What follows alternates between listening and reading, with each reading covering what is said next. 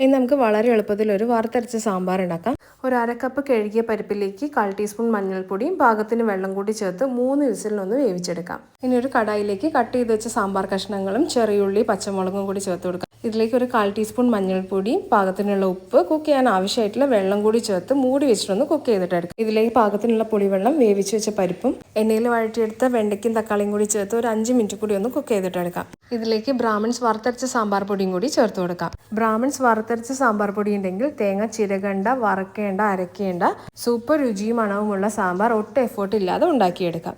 വേവിച്ചെടുത്ത sambar കഷ്ണങ്ങളിലേക്ക് 4 spoon sambar പൊടി ചേർത്ത് കൊടുക്കാം. നോർമൽ സാമ്പാറിന് 2 സ്പൂൺ പൊടി ചേർത്ത് കൊടുക്കുമ്പോൾ ഇതിൽ 4 സ്പൂൺ പൊടി ചേർത്ത് കൊടുക്കണം. കാരണം ഇതിൽ 50% തേങ്ങയാണുള്ളത്. സാമ്പാർ പൊടി ചേർത്ത് ഒരു 10 മിനിറ്റ് കൂടി തിളപ്പിച്ചതിന് ശേഷം ഫ്ലെയിം ഓഫ് ചെയ്യാം. ഇനി ഒരു പാനിൽ അല്പം വെളിച്ചെണ്ണ ചൂടാക്കി കടുക്, വറ്റൽമുളക്, വേപ്പിലയും കൂടി ചേർത്ത് മൂപ്പിച്ചതിന് ശേഷം സാമ്പാറിലേക്ക് ചേർത്ത് കൊടുത്താലും വടക്കൻ കേരളത്തിലെ സ്പെഷ്യൽ വറുത്തരച്ച സാമ്പാർ റെഡി.